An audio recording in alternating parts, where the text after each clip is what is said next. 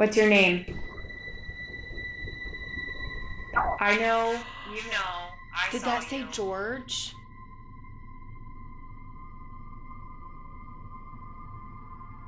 Yeah, my name's Trevor Tolley. I am the lead investigator and founder of Rogues Hollow Paranormal.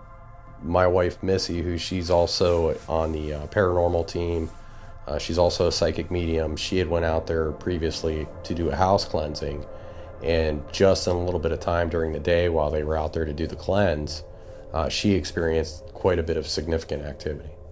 Hi, I am medium Missy Tolley, and I am the medium for Rogues Hollow Paranormal Society, located in Louisville, Ohio.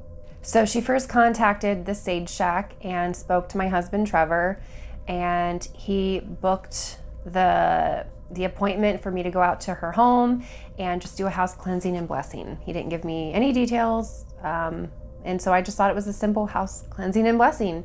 Turned out to be otherwise.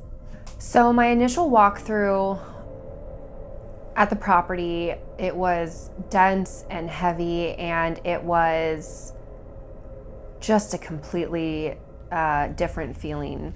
The downstairs main bedroom definitely had some energy that was uncomfortable, and as we walked up the stairs, the stairwell was just static electricity feeling, but also the feeling that you were being watched. And I felt a male's presence, and I could almost sense the tension in every muscle and fiber in my body. I could feel this, and I knew that, okay, this may not be safe for me. It's been a whole bad thing ever since I bought this house 3 years ago. The first time that I realized something was going on, it was summertime and it was dark almost, and I was in the kitchen trying to get stuff done, and somebody walked up behind me, but it was a tall figure at that time, and I'm like, oh, I guess I'm not alone in here, and I remember never to come back at nighttime. So she, about a week prior to my arrival on the property, she actually was in her driveway, and she's been cleaning up this house to get ready to sell it, and she was thrown backwards 6 feet. Next thing, something with great force pushed my chest, and I went flying. It was right here. I went flying 6 feet onto the driveway, and my hands, which I did yoga every morning until this incident, my hands didn't bend that way during yoga ever, but they bent that way that night. We did go to the basement. Sue was pretty apprehensive to go to the basement, but I need to walk through every room for myself. And in the basement, it was almost as if like you're looking at an aura or a gateway, and it almost like the wall and the floor was breathing. And all of a sudden I got this vision of witchcraft, candles, black candles, all this stuff. And I explained to Sue in that moment, I said, Sue, some man was practicing some kind of dark witchcraft in this basement. So my daughter in Philadelphia has done nothing but nonstop research. And we came up with a couple of names, and I would come in here and I'd say, hey, is your name such and such? And no, I never got a response because I never knew his exact name. But the last name that she did research on was George Young, and she said, Mom, I think it's George Young. It has to be. And there was a gentleman by the name of George Young that actually owned the property at one time, or the house, was known to be into witchcraft. There's some historical documents from Pike Township here in Ohio that actually go into a little bit of detail about George Young and his interest in witchcraft. He actually purchased a book right here, I believe in Canton, Ohio, called How to Control Witches, and paid a pretty penny for it, which is documented. So yeah, pretty interesting connection with the house. This light comes on automatically. It's a motion detector light. And this whole area, it feels like someone's just watching you like this. Just their gaze is right on you. We didn't even move, and that light just went off. With the motion light, Sue and I were about 17 steps up in the stairwell, but she had a motion sensor light that you had to directly cross in front of at the bottom of the stairs. And this is a very narrow stairway. There's no way this light could detect our movement upstairs. We tried to debunk it every which way we could, and we could not debunk it. Every time I would ask a question, the spirit would turn on the light and validate yes or no. And we were able to do this for about 15 minutes. And we had some recording of this as well, which was really awesome. And for Sue, it was a validation that she wasn't crazy, the things that I was picking up in the house. Thank you. Okay, can you turn the light back on for us? Please? Let Sue know that you're here, honey. Thank you, baby. Thank you so much. Okay, we're here. Okay, I appreciate that so much. Did you play with the doll I just brought in last week? The little doll downstairs in the cradle? I just heard thank you, so see that? Samantha, go ahead and turn that light on, honey, to let Sue know you got the dolly. She wants to help you, honey.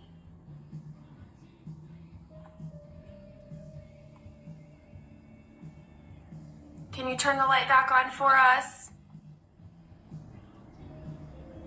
I know you're scared of the man that's here, and we're going to help get him to go away, okay? Does the number 17 mean anything to you, Sue? 17.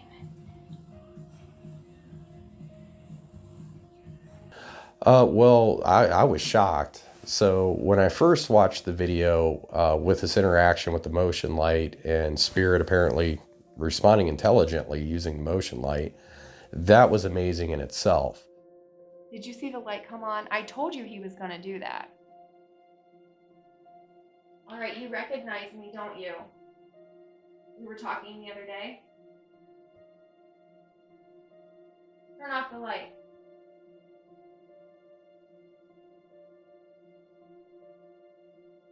Show me that you can turn it back on now.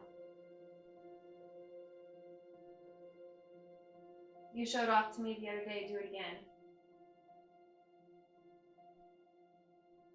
Ridiculous. Oh. Did you see that? And you have to be down there to turn it on. I hate this room. It makes me sick, makes me nauseous, and I feel like I need to run. I feel like I need to hide. I feel like I need to cover up myself.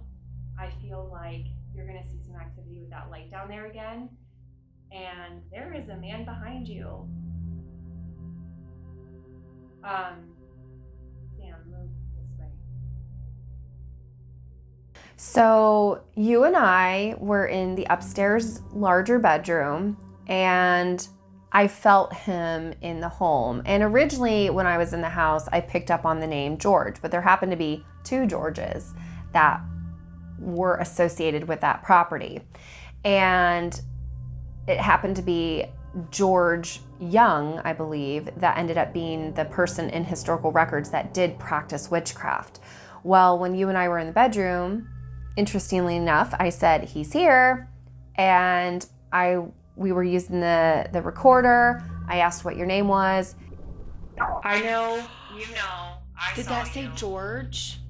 And I heard audibly with my physical ear, I heard George. Samantha is this little girl who lived in the house at some point and was abused and neglected by an abused father figure. And so she was just scared of men in general, and she would hide in that closet. So Samantha was the soul of the little girl's spirit in the house. And she was trapped in the house because the spirit of George was very controlling, and he wanted to, in life, he wanted to fix the relationship with his kids. And this was his opportunity in death to maintain a relationship with a child. There was a little girl that hid in the closet. She was terrified. She hid in the cubby hole. She was a little blonde girl with brown eyes. And I kind of felt like in the case with Missy when she was doing her walkthrough and the orb appeared, I felt that that was significant because she was picking up on the closet in that room, which a couple of other people picked up on. And at that time, the orb just happens to fly right by the closet. It doesn't surprise me at all because I told her she could use my energy to manifest and to show herself to us so you guys could see her, and that's what she could do. And right in the closet, right where she hid all those years ago. So she felt safe showing herself because she felt safe with me because I'm a mom. And that's wonderful. Sue and I were in the kitchen. We were talking, we were standing up. We were maybe 3 feet apart in the kitchen, and we were standing there, and all of a sudden I felt something on my leg and it fell to the floor, and we were like, what is that? What is it? But it wasn't just I felt it on my leg. I felt the pressure of this thing being like tossed or thrown at me. And when we seen it on the floor, we were both like, holy cow, is that a bullet? Nope, I was right here. And the bullet just went like this. This is exactly how it went. It was just like this. And we were like, what's that? What's that? And there it was on the floor. And I took this as, you got to get out of here. This is this soul's house. Like, this is not your space to be in. Greg and Kathy, we've known for a few years now. They're considered kind of the experts in the Ohio area when it comes to paranormal investigations. So they have over 20 years experience. So when you're dealing with a haunting that's a little bit more active than most, and you possibly have some concerns, it's good to try to team up or get help from people like that. These are always creepy.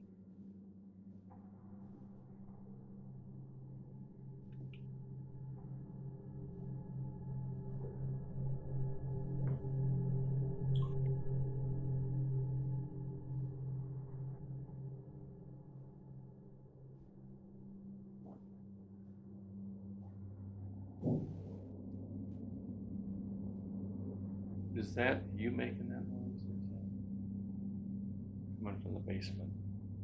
Let me try that again. Where I was. I mean, did you hear it? Mm-hmm.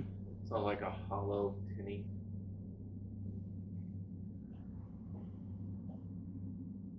I just did the exact same movements that I did before when that noise happened.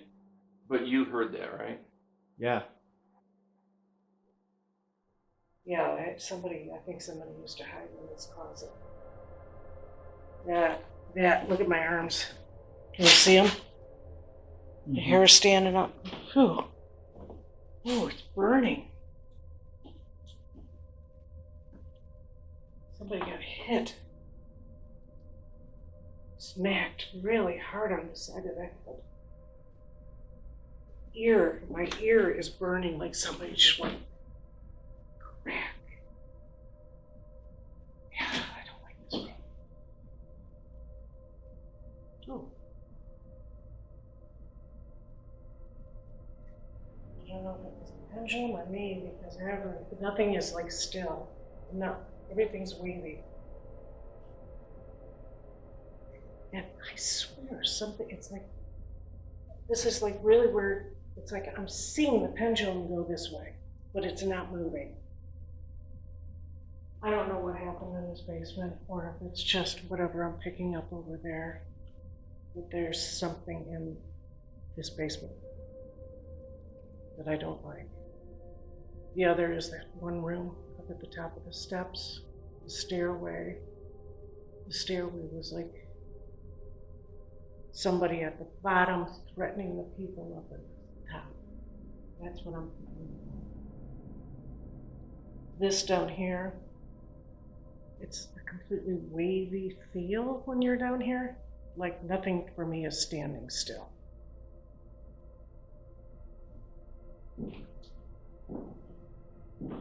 So this would be with that video we have of it.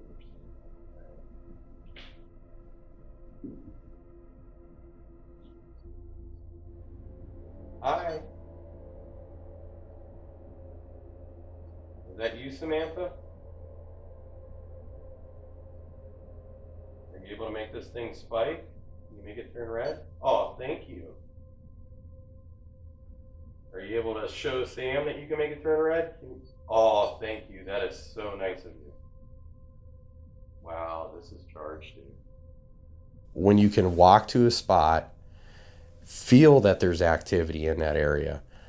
So you're physically on a physical level with your body, feeling that something's there, and you're able to pull out an EMF detector and ask questions and get a response intelligently. That's what you want in an investigation. It's just validation after validation. All right. Well, you can definitely make our equipment go off. My name's Trevor, by the way. We're just here to kind of get your story this evening. We're checking the place out. I hope you don't take any offense. Is that you? Is it George? So that's you, George. Really cool.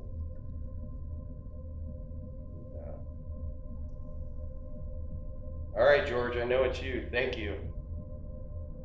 That's you.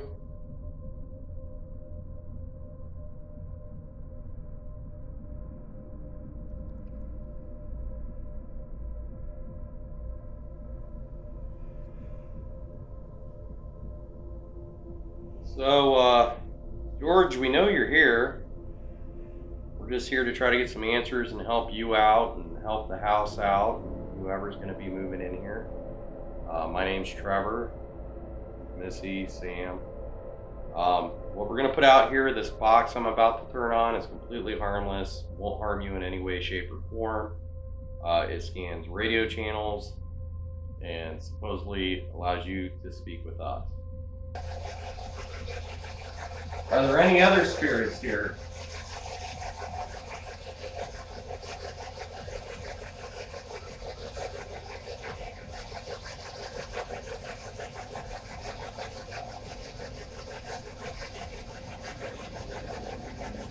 Are there other children here? Yes. I wasn't surprised because I did feel that there were other siblings of Samantha's trying to convince her to go to the light. Are you still angry?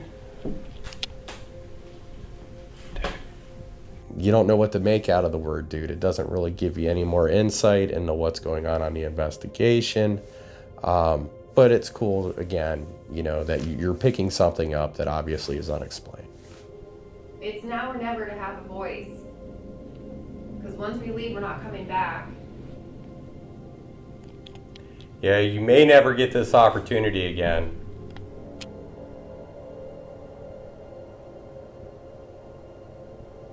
There's going to be another family that moves in here and they're going to tear this place up and down to remodel it, and it's going to upset you. But that's rightfully their home at that point. How do you feel about that? Wow. Did you get that on camera? The motion sensor light, so that was an interesting thing. So when I initially went through to do my walkthrough, my first question was, can I debunk this? It's a motion light. You know, how far away can it detect movement? When the video was taken, was it picking up movement from up at the top of the stairs? Turn it on again. Here, move around, Sam. Like, get by that door and just move around with that camera. So when I actually did my walkthrough, we were at the top of the stairs, and I decided to test the theory out and see if I could get it to activate by doing movement at the top of the stairs. I was unable to do so. So that I couldn't debunk. I was also told by the property owner that motion sensor only has a range of about 5 feet. So that, again, makes it difficult if you're at the top of the stairs to be able to trip that light and make it go off. Debunked. Or it's not debunked. That's what I mean. It's not one way or the other.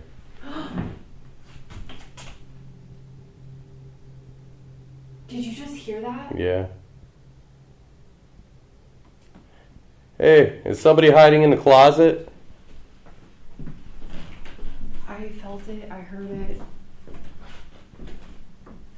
But when we would be done asking and we thought everything was done, it was all of a sudden, here comes a thud on the wall.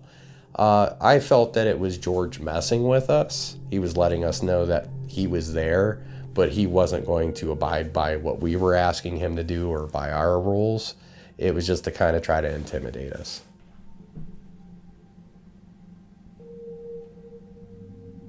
I'm getting like really uncomfortable in here all of a sudden. Can you knock on one of the walls and let us know you're here? Are you that strong?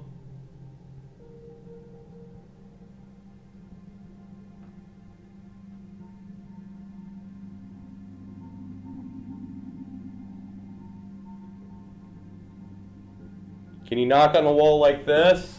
Knock again, please. Thank you.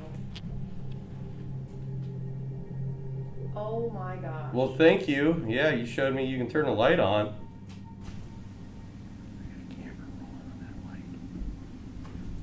What? I've had a camera rolling on that light the whole time. Oh, you have? Oh, look, now he tells us, Sam. Sam knew. I knew. I didn't know that.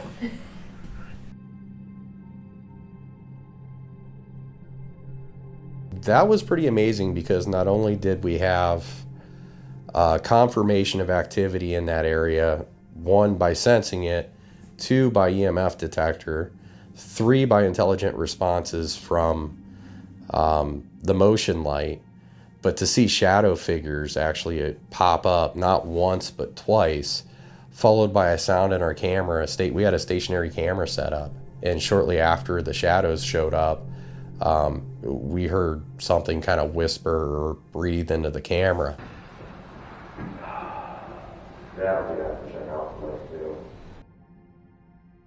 So Kathy is a Reiki master, and her and I together are both moms, and we went to the basement and where the portal was, where I sensed the portal, this massive energy source. And we used the energy and we called upon Sue's father, who was in spirit, and our ancestors, our spirit guides, and we asked our angels, we asked God, we asked all of Samantha's loved ones to step forward and show her that she can cross over and she didn't have to stay in that home any longer, and she could find peace with her mommy. And that's what we were there for, that we missed our children and her mommy would miss her. And so we were able to finally convince her to take her mother's hand. Keep pushing towards that. Keep pushing. Keep going. Use Kathy's energy. Use my energy. There you go. Can you feel that push? Yes, she can feel it, Kathy. Keep going. It's good. She's so Keep close. going. She says she can hear my mommy. She turned back to me and said, I can feel my mommy. This energy is going to keep you safe. Yes, keep pushing, keep pushing. Keep pushing. It's emotional for me because I would do anything to get to my babies. It's emotional now even thinking about it, because to know that a little girl could be, her soul could be trapped in a house where she doesn't belong. Her soul belongs with her mommy, and this little girl needed a mommy to convince her to find the light, and I got to be that person, and Kathy got to do this with me, and it was a beautiful, beautiful event to experience. One of the most beautiful events of my mediumship career. Kathy, thank you for helping me help this little girl, because she needed us, and I wasn't able to do it by myself. We know for sure from what Missy was able to pick up that she was able to move on the spirit of Samantha that was there at the location.